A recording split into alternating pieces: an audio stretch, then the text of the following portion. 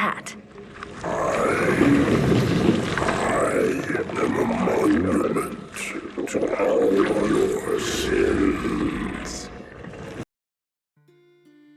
The Infestation is one of the most dangerous factions in Warframe lore. They are an ever-hungry hive mind that continually attempts to expand its mass and gain intelligence by consuming organic and artificial masses. The Jordas Precept is the mission that the infected are introduced to the player in. The Infestation is immediately treated as a more dangerous and powerful enemy than either the Grineer or the Corpus, and it's explained to the player how incredibly important it is for the player to ensure that infection does not spread. The infected, being capable of taking over both organic and artificial life forms, spreads extremely quickly in pretty much every scenario. After the mission detailing the initial outbreak of the infected, the infection seems to start popping up all over the galaxy, with constant missions popping up where the player has to take on and try to slow down the infestation. This is made more difficult when the Grineer began experimenting on the infected and trying to create super soldiers with the strands called ghouls. While this did somewhat work out for the Grineer, this also caused the infection to spread further throughout the galaxy. It's ultimately unclear how intelligent the infestation is, but there are examples of certain bits of infestation that are able to speak and communicate fully with the player and other living organisms. Lephantis and Forward are two examples of two infected entities that can speak. However, their intelligence isn't really put to the test. They attempt to entice the player to join in with the mass and become infected willingly. However, they aren't very convincing and don't seem to have any sort of strategy when attempting to convert people into joining the infestation. A better example of the infestation's intelligence was Nightwave Season 2, where they seem to have a little cult going on. Besides that though, they haven't done anything terribly smart in my opinion, at least not compared to other hive minds in fiction. Ultimately, to conclude this short intro to the infestation, they are a somewhat intelligent hive mind that will do anything to ensure their growth. They are incredibly dangerous and can infect AI, machinery, and living organisms. The infestation was created by the Orcan Empire either during the early stages of the Old War, or maybe even before the Old War started. It's incredibly unclear if the infestation was even purposely created or if it was by accident while the Orcan scientists were advancing their biotechnology. While this isn't confirmed, I find it safe to assume that the infestation was created by accident because the Orcan are susceptible to its control and being consumed by its mass. Beyond that, after initially creating the infestation, the Orcan completely stopped all research into the creation, likely recognizing the extreme danger that's presented by an ever-hungry, all-consuming hive mind. This at first seemed like a rare, incredibly intelligent decision by the Orcan to finally not give the go-ahead on creating something that will eventually try to destroy them. Unfortunately, this halt on research into the infestation was eventually rescinded due to how dim the chances of the Orcan surviving the Old War looked. As a final last-ditch effort to try and defeat the invading sentients, the Orcan began intense experimentation and research into the infestation that they had created before they reached this point. Not only did they start experimentation with this incredibly dangerous virus, but the experimentation dealt with making the infestation a weapon of war. It's unclear if it was by design to limit the spread of the infestation, or just by chance, but the infestation could not infect and take control over sentients. For whatever reason, the sentients were completely immune to having their bodies and minds taken over by the infestation. This did, however, make the infestation incredibly aggressive towards sentients, wanting to completely dismantle the first piece of artificial or organic life that they couldn't make part of their hive mind.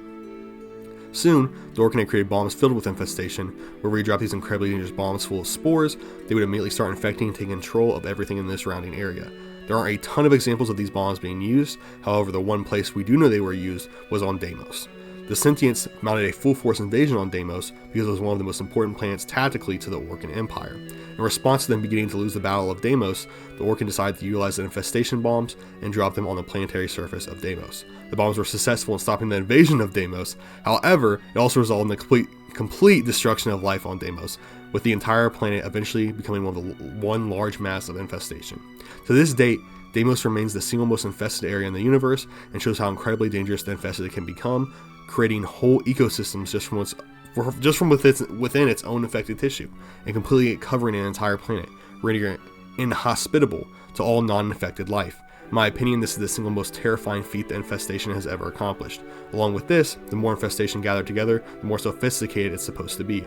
It's possible that the infestation has become so incredibly intelligent on Deimos, by completely taking it over, that it's purposely creating its own ecosystem to ensure that new organisms will constantly be born so that the infestation on Deimos will never die out.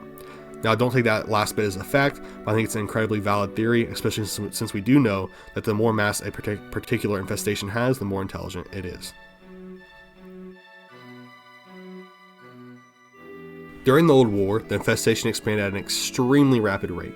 Not only did it completely consume Deimos, but it also began popping up all over the solar system. Sometimes it was because of the Orc implementing it as a weapon themselves. In other instances, labs have been so completely destroyed by the sentient bombardment that infected spores managed to escape their enclosures and infect all nearby artificial and organic life.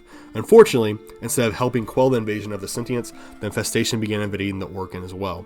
There are now 3 separate factions vying for control over the system: the Orc, the infestation, and the sentients. It's unclear if the sentients would have been able to exterminate the infestation or not after they successfully defeated the Orc.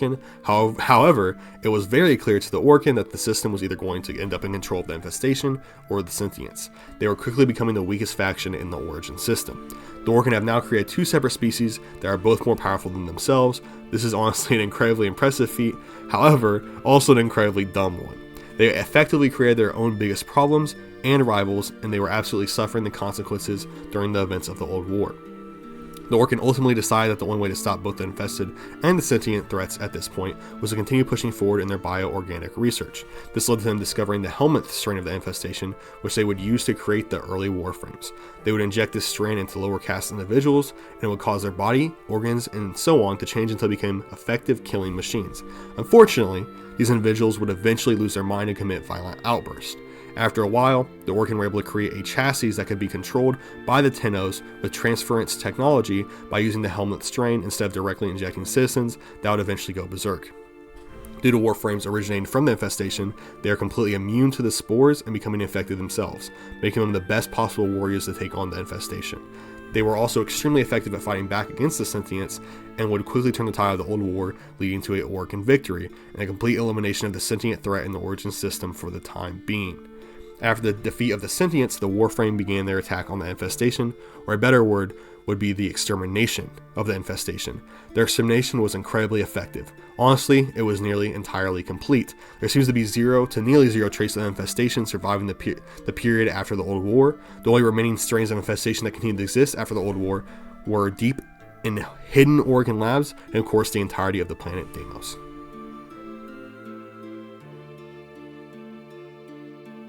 Even though the Warframes went silent for hundreds of years, the infected never really flourished in the post-Orcan Origin system like one might think. Without anything to stop them, you'd think they'd find a way off Deimos and start converting the rest of the system to their mass, but no, they just stayed on Deimos and kind of chilled out. Until the Grineer released the infestation from an ancient Organ lab that they found, there was almost no hint of them in the Origin system besides for Deimos, which most people seem to be somewhat unfamiliar with. Currently, the infested does seem to be more active, with breakouts being fairly common, but with the combination of Grineer, Corpus, and Warframe forces, it hasn't become anything universe-threatening like it was during the reign of the Organ. There was of course that weird Nightwave cult situation that was going on for a bit, but I'm not really sure if that counts as anything more than a little bit bigger of a version of an outbreak.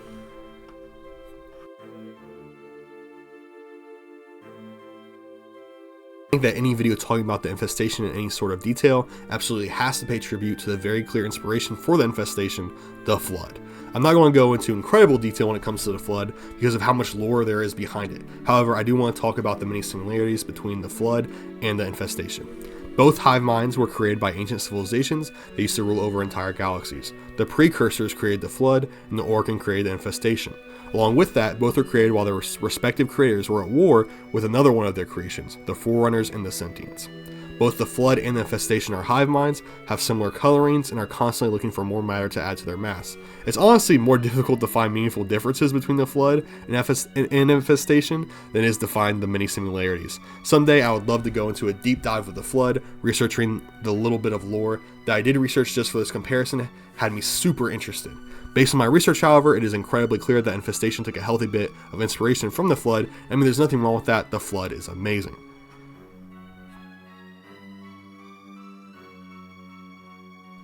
Anyway, this is the end of my video. If I missed anything important, please let me know. I've been a huge fan of Warframe for ages, but I have been away from the game for a bit recently, so there may have been some new developments that I may have missed. I hope not, but there's absolutely a chance. Hope you guys enjoyed this video. I really enjoyed making it, and it's my first new video for my Cook the Kid channel, which is the channel I'm guessing you're watching this on. Hopefully, or I need to send some copyright strikes.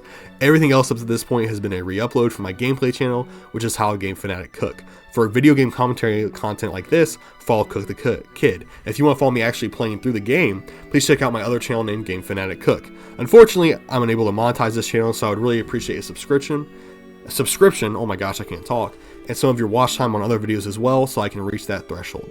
Stay blessed, stay happy, and I hope to see you in the next video. I also want to let you guys know this was just a quick deep dive into the history of the Infestation. Obviously, I did not cover every single event in great detail. There's a lot more to, well, there's more to the Infestation. I'm not going to say a lot more because they don't have a particularly deep lore as of right now, but there is definitely more to the Infestation. Compared to something like the Flood from Halo, the lore of Infestation is a drop in the bucket. However, I did not cover everything, so if I missed anything major, please let me know. But I think I covered the more important points of the Infestation. I hope you guys enjoyed this video. Like and subscribe for more Warframe content. Like and subscribe for any type of content in general, because I'm doing all kinds of different games. My next playing video is on the hit new game Power World. I know everyone's talking about it, and that's why I'm going to talk about it too, baby. But anyway, thank you guys for watching. Stay blessed, stay happy, and see you guys in the next one. Goodbye.